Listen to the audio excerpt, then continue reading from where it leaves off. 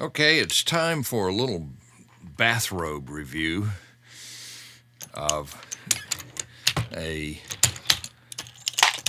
progressive press from RCBS that you don't see very much. It's obsolete now. They don't make it anymore. It's called a PiggyBack. The idea was to convert a single stage press into a progressive press with this little attachment.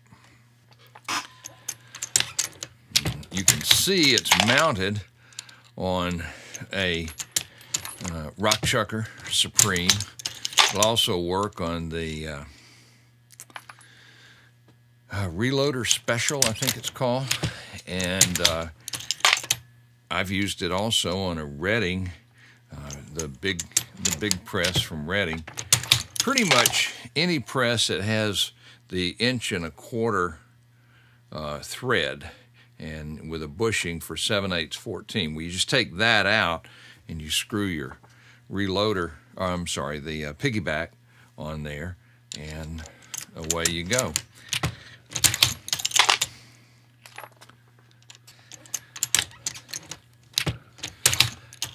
Now the thing to notice here is that these cases are already sized, primed, and flared. I did that earlier using the same press with just two dies, the sizing die and the flaring die. And then we did the priming here as well.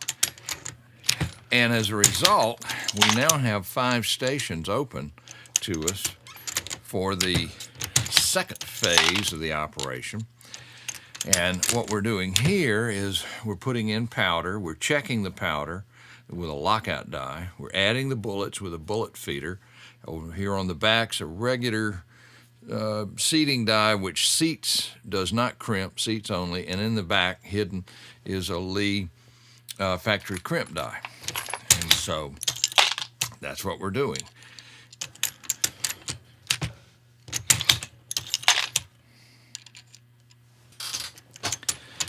Of particular interest here is the powder feed, and that's done with a regular old Uniflow powder measure up here, but it's been mounted onto the press with the RCBS case actuated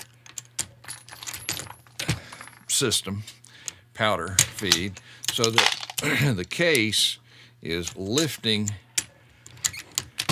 this internally, lifting this thing up, causing it to drop the powder load. Now I don't have a case in here right now, and when I lift on it, it just raises slightly, not enough to drop any powder.